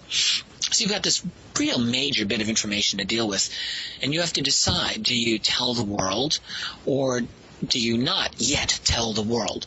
Well, clearly you might want to hold on to this secret. You certainly didn't want to share atomic technology, and if you tell the world you've got something better than that, it would be really difficult, wouldn't it, to keep that under your monopoly. So I think what you might do is you'd gather together a top-level group of people, and you'd say, I want you to figure this out. I want you to find out what makes this technology work. Do we have to worry about these other beings? What are the implications if we tell the world? How bad will the panic be? All of these logical questions, I think, actually did happen. And then what you'd have to do is that this group would of necessity be secret almost from itself in a way. You'd have to keep it very, very compartmented. But then at a certain point, let's say you're the Army and you've got this piece of technology now. So now at some point you want to do something with it, I would assume. So how do you do something with it? Well, within the military there's certainly a scientific structure there with some very bright people. But realistically, I think if you want to have anything practically done from this, you'd have to go to your contractors at some point. They're the people, after all, with the true R&D and the true engineers that make things for you. That's their job. You go to Raytheon or Lockheed or General Electric or any of these other places where they make cutting-edge high-tech equipment for you. At some point, you'd have to show the right people this artifact, and you'd say, I want you to study it and come back with, a way to replicate the electromagnetic properties of it, or, the superconductivity or whatever. All of this research would be compartmented. But then what happens? Who retains ownership over the technology and over the pieces? It becomes very much, I think the dominant player becomes private industry. Think about it. First of all, the U.S. government itself has been dominated by leaders of industry and finance since basically forever, for the last 100 years. You have the President's office, which has been dominated by the Council on Foreign Relations since the 1930s, which is itself a tool created by and for the American financial community. You have a situation where when these top generals retire, where do they go? They go to work for these contractors at massive salaries as senior vice presidents. I mean, there's a great deal of interbreeding going on in that world anyway. I think it makes a lot of sense to hand this technology off to private industry. That's on a logical basis, plus what I'm getting in terms of a few sources that I happen to think are credible who are telling me the exact same thing. There's a story that, in fact, I was peripherally part of, the controversy dealing with Admiral Thomas Wilson, who was a member of the Joint Chiefs of Staff about 10 years ago. If you are not familiar with the story, I can recap it very quickly. Please do. Sure. Yeah, it's a good story. It's an interesting story. In 1997, when I was basically still a noob doing this research, astronaut Edgar Mitchell and Stephen Greer, Dr. Stephen Greer, who of course is a very polarizing figure in this field, but Greer led this initiative in 97 to try to meet with members of Congress and the Joint Chiefs over what he believed were runaway black programs within the DoD dealing with alien technology. And by runaway, his feeling was, or his knowledge, he said, was that these were rogue contractors within the Pentagon that really were not under formal Pentagon control. And so Greer's tactic, as it were, was to try to convince members of Congress or the Joint Chiefs to try to get hold over this. After all, if you believe in representative government, you would presumably want your elected responsible officials running this program, not private contractors. Okay. So what we actually know happened is that Greer and Mitchell did have an audience with Admiral Thomas Wilson, who was head of intelligence for the Joint Chiefs of Staff at that time. And we know they had the meeting. I learned about this before Greer wrote about it.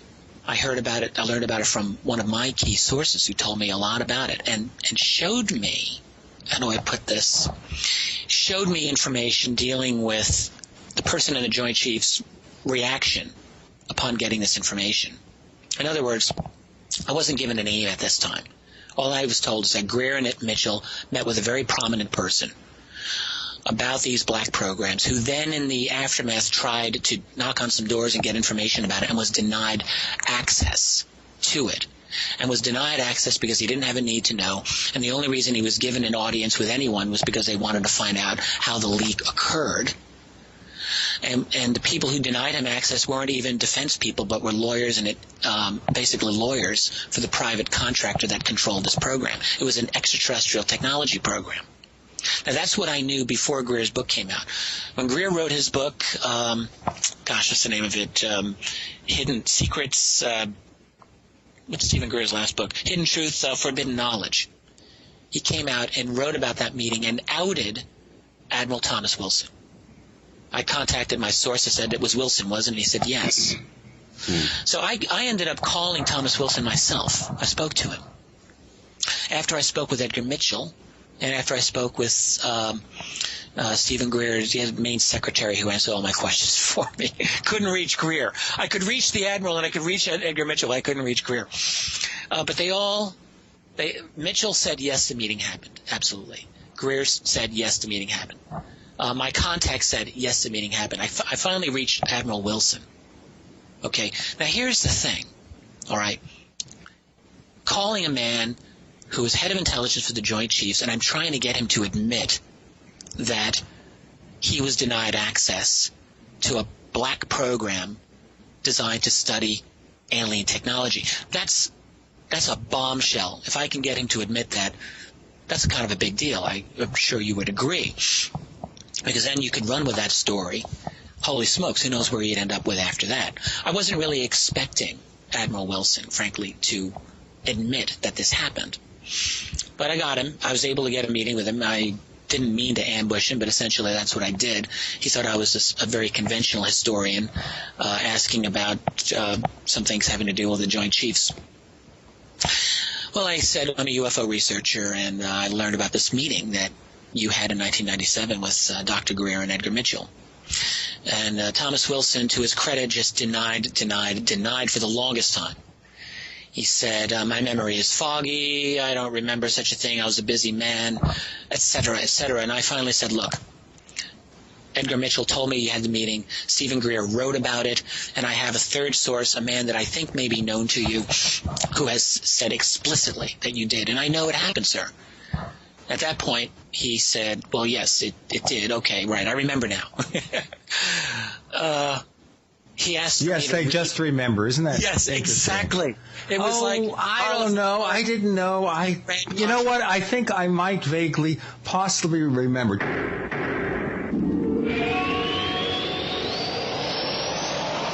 Hi, this is Roger with eFoodsDirect.com, and I just wanted to welcome everyone from the Paracast show. Hi to Gene and David and everybody out there. Listen, we're here to sponsor this radio show because we really like what Gene and what Dave are doing, and we'd like you to help us support them. Now, we are a long-term storable food company. However, the foods that we produce are low-moisture foods. They're very, very high quality, and you can live on them every day. You can literally cut your grocery bill in half, or more than half, maybe as much as 60%, by buying bulk foods from eFoodsDirect.com. But right now, a recession/depression is on the way. We're advising people to sell the toys in the garage, hawk off the old jewelry you don't use, pour the money into food supplies before it's too late. I'm telling you, it could be too late. We also can provide water filtration, other needs. Call eFoodsDirect.com and let us continue to support Gene and David here. 800-715-4380, 800-715-4380, or go to eFoodsDirect.com. That's eFoodsDirect.com, 1-800-715-4380. Hi, this is Don Ecker, and you are tuned into the Paracast with Gene Steinberg and David Biedny. Hey, let me tell you what, you're going to hear stuff here that you probably won't hear anywhere else. Hear that, George Snorri? We're talking to Richard Dolan on the Paracast, and he's author of UFOs and the National Security State Becoming a Mammoth 3-volume set. So now he begins to sort of remember this, huh? Exactly. I felt a lot of sympathy for him. I certainly didn't want to put him in a bad way, but look, I wanted to find this out as well. He asked if I would read to him the passage out of Greer's book where he describes all of this, which I did. And he said, well, here's what I'll say.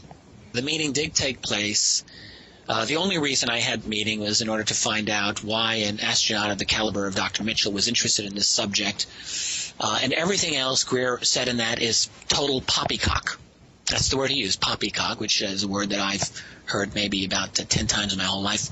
And I got very upset. Wilson, his whole tone had changed during this meeting. When we started, he was nice and relaxed, I think preparing to sit down for a nice leisurely interview with me. And as soon as this whole topic came up, his voice got high-pitched, got very stressed out, and he wanted to end the conversation right away. And he said, I have another meeting to go to. Thank you very much. I have to go. And he ended it. That was it. My sense of talking with him about this was absolutely, yes, the meeting took place. He said nothing happened as a result of it, that he did no follow-up. But I don't believe that. Edgar Mitchell has said now he has supported what I have said on this since that, and has said, yes, that he knows Wilson followed up and that Wilson was denied access to these programs. When you're head of intelligence for the Joint Chiefs of Staff, I guess that doesn't mean that you are therefore privy to every single thing, but you might assume that you would be privy to the important secrets going on. And certainly, if the head of intelligence for the Joint Chiefs is not privy to this, then what is actually going on? What's going on here? He was denied access to this program. He was not considered a person who had a need to know. And he was denied by private contractors. That's the information as it's come to me, and I think it's true. Speaking of need to know, does the president have a need to know? I think the answer is no. The president isn't considered to have a need to know.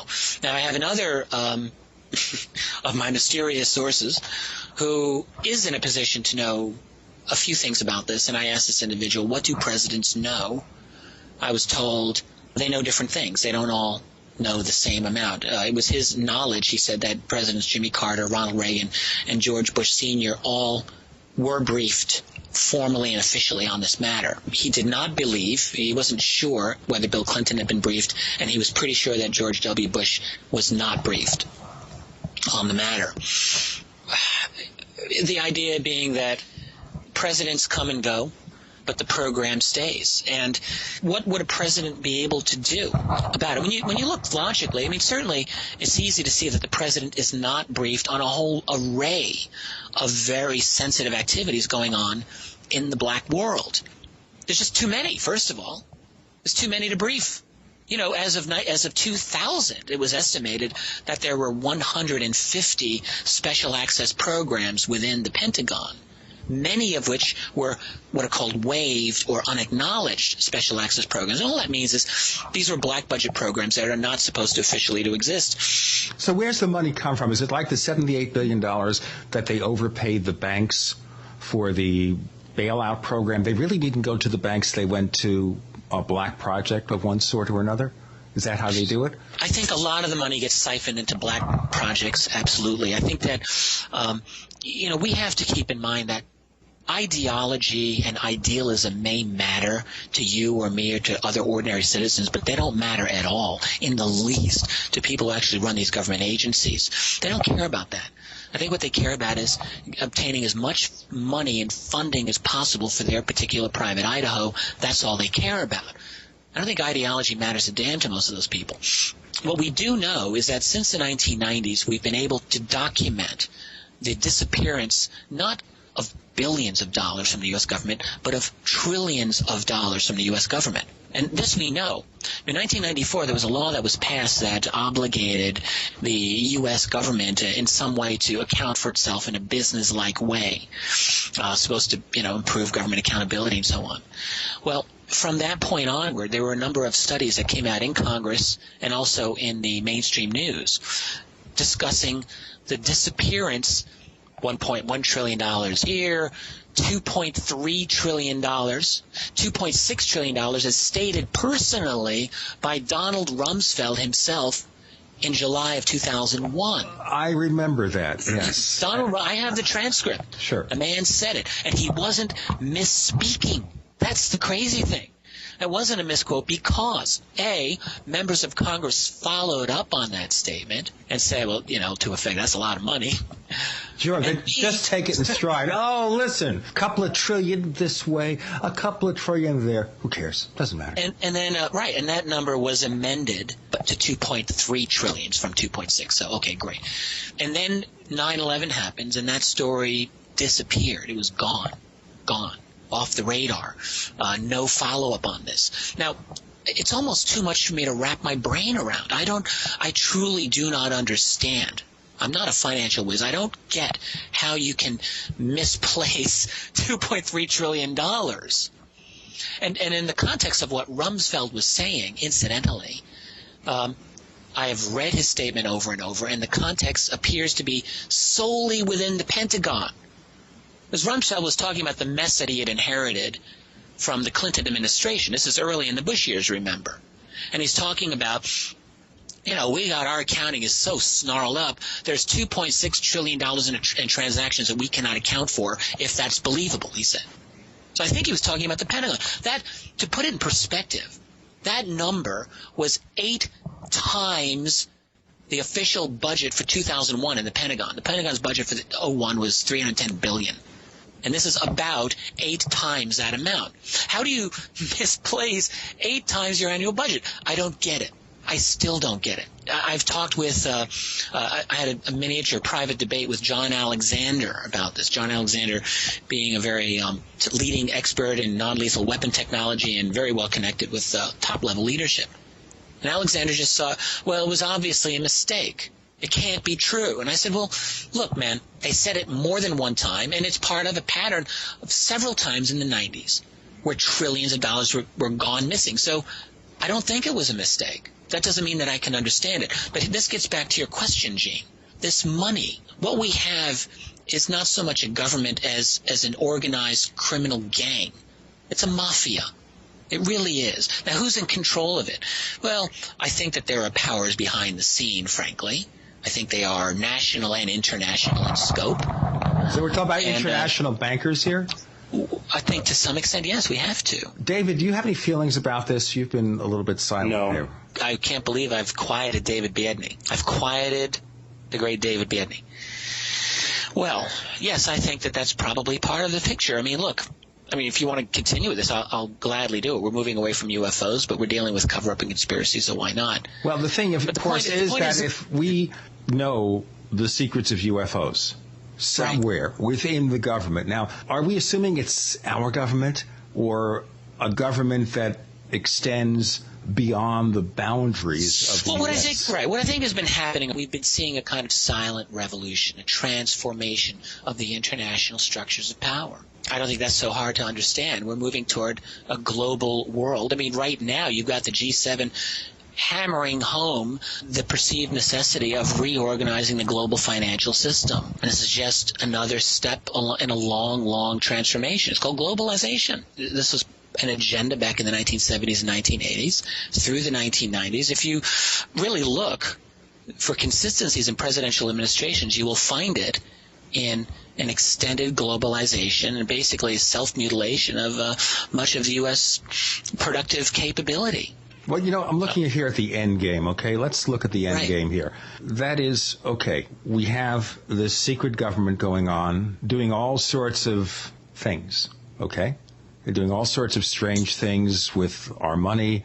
The money's disappearing, whether it's the $78 billion that disappeared when it supposedly went to the banks, whether it was a couple of trillion, 3 trillion that Donald Rumsfeld talks about. Okay, so we have this money going to secret projects. Is it just UFOs? Is it just learning about alien technology? What are they using it for? What's the end game? I don't know where it all goes, Gene. I would love to know.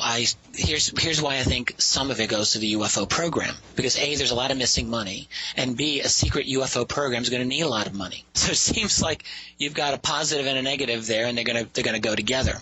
So I think that there's very likely a strong connection there. And plus, the little public work that we've had done on special access programs also ties in with this. So yes, my feeling, that's all I'm going to say. I can't say that I have knowledge of this yet, but I believe, yes, that some of this missing money has gone into a secret UFO infrastructure, and that infrastructure has been involved in a couple of things. One is to build flying saucers, let's call them that, triangles, whatever they are, and that there are very likely other scientific components involved to study ET technology, bodies, biotechnology.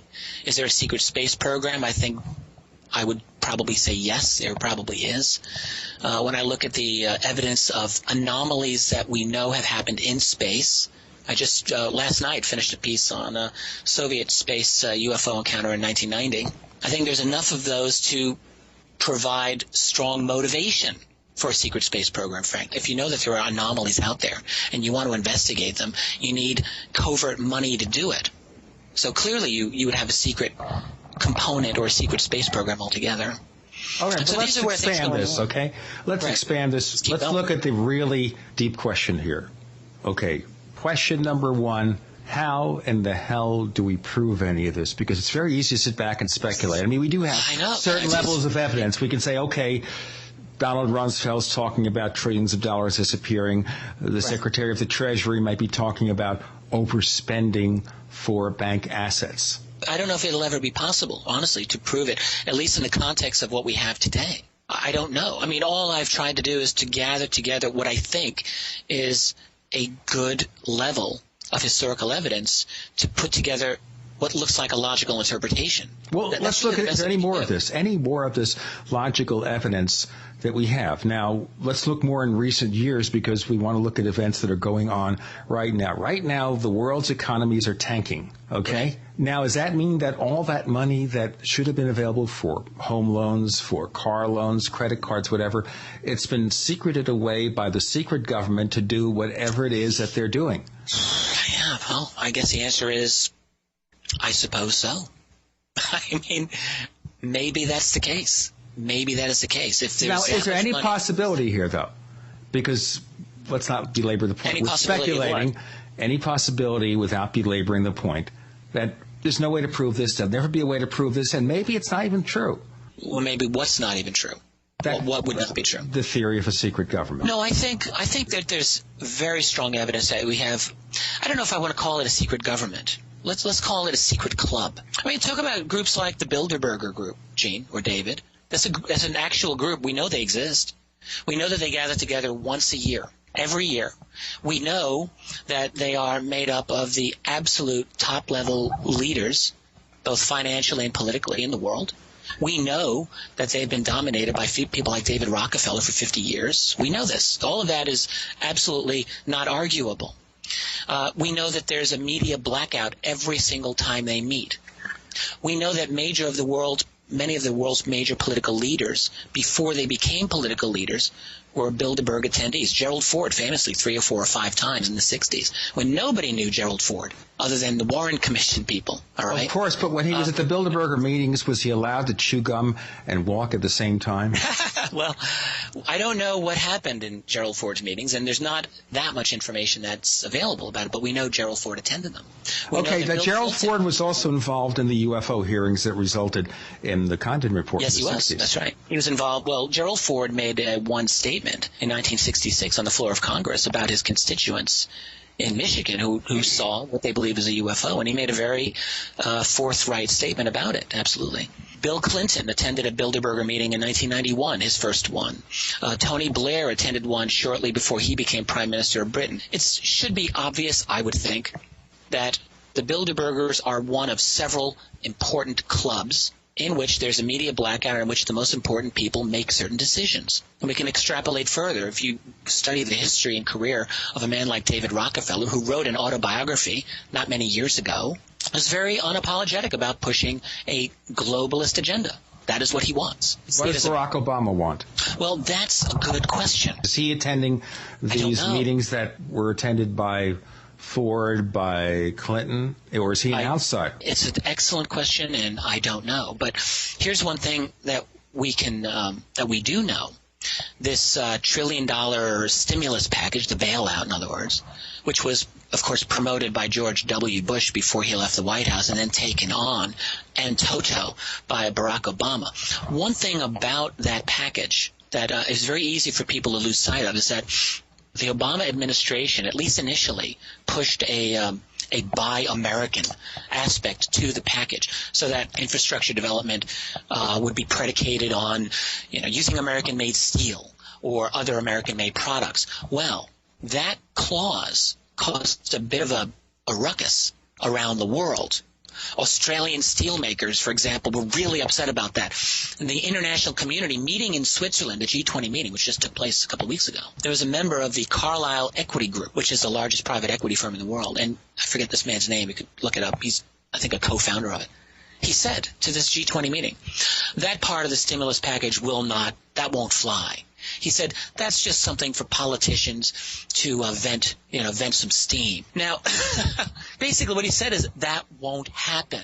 Now, if you're Barack Obama, you can look at that in one way. You could say, well, that's a real affront to my authority as president. You could say, who the hell are you to tell me what's going to go into my stimulus package, buddy? But what actually happened is that several hours later, the same day, a member of the Obama administration said publicly, well, we'll need to revisit that part of the stimulus package. Yes, that actually I heard too.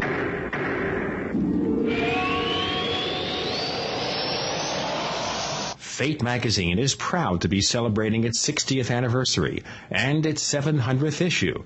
That's 60 years of bringing you true reports of the strange and unknown. Keep up with the latest on angels and miracles, psychic phenomena, ghosts, UFOs, life after death, and much, much more. It's bigger and better than ever. Subscribe now by calling 1-800-728-2730 or online at www.fatemag.com. That's 1-800-728-2730 or www.fatemag.com. What are you waiting for? Your fate awaits.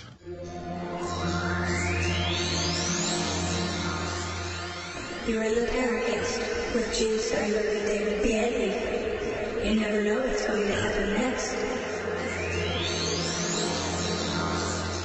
We're talking to Richard Dolan on the Paracast, author of UFOs in the National Security State, and we're talking now not so much about national security, but world security and what it is they know about dealings with so-called alien technology. Is it really going on under the surface? Is there really a black project or one or more black projects where they're reverse engineering alien technology? And why do we worry about the oil industry if we have all this alien technology? Why should we even have to concern ourselves about finding one drop of oil if we have some miraculous way of propelling ourselves not just across the country, but to the stars? Well, indeed. Indeed.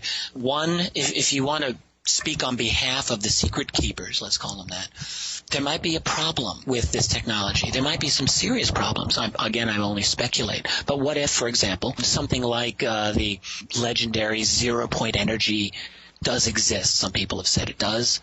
And you can use that to extract energy from the vacuum, as it were. And that this would make petroleum obsolete. Okay, that's kind of cool. There might be a couple of bad implications from this in the short term. It might cause a financial collapse of the petroleum industries, which might not be a good thing for the global financial community. But more significantly, in the long run, what if by having access to this awesome source of energy, something that would allow you to heat your home, let's say, forever for free, right? What if also you could make a real good bomb out of it? What if it was something that couldn't be easily regulated or controlled sufficiently to ensure the safety of the world? If some crazy guy decided to blow up half the Pacific Ocean with it, I don't know, what if? So there may be a lot of unresolved implications from the possession of whatever revolutionary technology there may exist. Again, I only speculate because I've wondered about this myself for so long, and I think that, well, it's possible. So there may be good reasons, in other words. And it may also be that there are selfish reasons involved. In 1960, let's pretend that some conceptual breakthrough was made, and some brilliant scientists figured out, oh, here's how the aliens do it, and we can bypass the whole petroleum industry. Well, the problem with that in 1960 would be, A, there's really no oil crisis to speak of. We don't really need to switch over. And B, we would cause a financial catastrophe. So much of the global economy was dependent on petroleum production at that time. It sounds great in the long run for humanity to switch over, but in the short run, the financial interests of those people who have the power would certainly be very, very badly affected by it. So they don't really have a motivation. Now, this isn't 1960. We are now in a situation where we got some issues going on in terms of energy. Oil prices have come down a bit, that's true, but even official oil industry spokespersons all discuss an incompatibility of supply and demand in another 20, 30 years. And maybe they'll find more massive fields. But the problem is that demand for petroleum is not a static thing. Petroleum demand, roughly speaking, doubles every 20, 25 years. So I don't care how much of that stuff is in the ground. If you're going to double your demand every 25 years, at a certain point, you're not going to have enough to meet it. And so we're in a situation now. How close are we to that? Well, I don't know. But we're in a situation where we can't go like this forever, clearly. We're going to have a complete cessation of economic growth globally if energy prices get too high. If you look historically at economic growth and energy, you find that there's a very close correlation there. When energy gets too expensive, you're not going to get growth. Okay, so if we have extraterrestrial technology secreted away, are they involved in this or what? I don't know. All we have are rumors, and rumors aren't always worth very much. I can't say that I really am any more qualified than you or David or any person who calls in, frankly, to say whether we're having a collaboration, all right, with extraterrestrials. My suspicion is that there are probably more than one group here. This is my suspicion and my belief. And that if they've been here long enough, that there very likely could have evolved among the human power structure a kind of secret group that's in the know that would then deal with these other beings. Do I see that as possible? You bet I do. Absolutely, I see that as possible, and maybe that's even the case. Is that something that we can assume is extraterrestrial, or can we look at other possibility of UFO origin? Okay, interdimensional, sure, same difference. Sure. Or crypto-terrestrial, which is there's another race of beings, intelligent beings on this planet that have coexisted with us, and maybe they are pulling the strings. Yeah, I have no theoretical problem with that as opposed to the extraterrestrial hypothesis, none at all. To me, the significant thing is that they are not us. They're not of our civilization, at least formally. There's something different. If they're from another planet, if they're from another dimension, if they're from another part of this planet, under the ocean, say, whatever, under the ground, yeah, any of those are possible. I would not dismiss those at all. Okay, looking at the meta subject here, we're taking your two books. How far are you going into this in Volume 2 and in the forthcoming Volume 3? Limited, to be honest with you, Gene. Okay. A little bit. I just wrote a fairly extended subchapter on what I call the structure of secrecy. This is a talk that I've given at a number of conferences over the years, and I thought I really do need to get that across as to how my sense of the big picture, how the secrecy structure works. And so a number of the things that we've just discussed in this interview, dealing with the black budget and the missing money, I have tried to work that into an analysis in my book. As far as dealing with them, who these other beings are, I deal with it only when I deal with research at the time that dealt with it. So, for example, abduction literature. I do a fairly substantial study of the abduction researchers in the 1980s. It's a big part of the story, and I needed to treat it. And then other accounts, alleged accounts, let's say, of people's encounters with alien beings. I dealt with that to some extent. I have a quick question. I'm curious about something. What's your personal threshold of credibility in these topics? What do you personally find to be non-credible? I'll give you an example. Yeah, please give me an example. I'll give you an example. At the X conference this April, there is a fellow by the name of Jeff Peckman speaking, who I'm sure you're familiar with.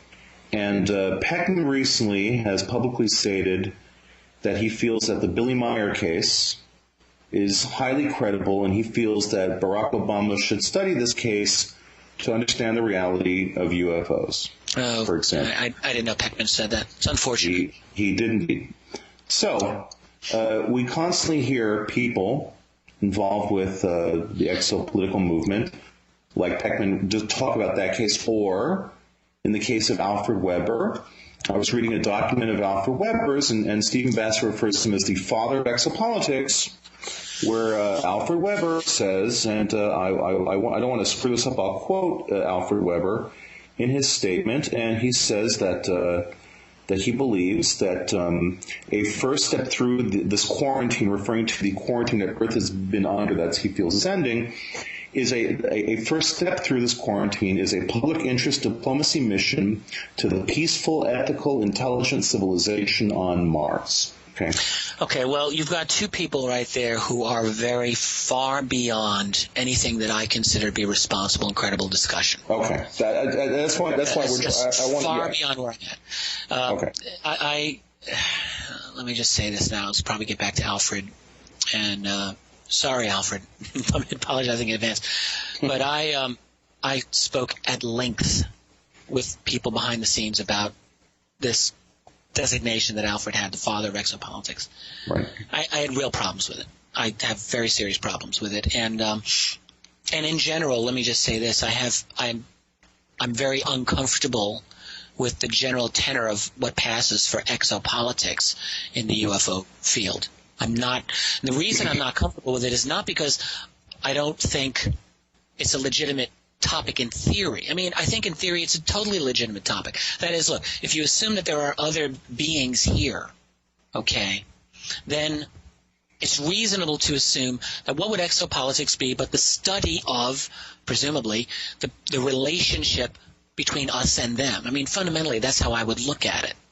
I would consider that exopolitics. The way it's been taken, however, is a certain group of individuals who have turned this into something where we're going to make friends with the Space Brothers, with the Star People. Right. I don't deny that there could very well be benign intelligences that are interested in us right now. I think that's entirely possible. However, to me, nearly all of the exopolitical discussion is done without any true handle on, A, the human power structure as it actually is. They're all on this assumption that the president is this guy who actually has an ability to do something about it. And I'm no longer of that opinion. Maybe 10 years ago I might have been. I'm not of that opinion now. Not at all. And then B, it's also on the assumption that these extraterrestrials or meta-terrestrials or ultra-terrestrial, whatever they are, that they're somehow people that we would want to deal with. And I certainly don't believe that in certain cases. I've got kids. I would not want to leave either of my kids alone in a room with some of these beings as far as how they seem to be. Mm-hmm. And so there are problems here. Just openly reaching out for some kind of diplomatic channel. That, to me, that aspect of exopolitics, I'm very uncomfortable with. And I have always disassociated myself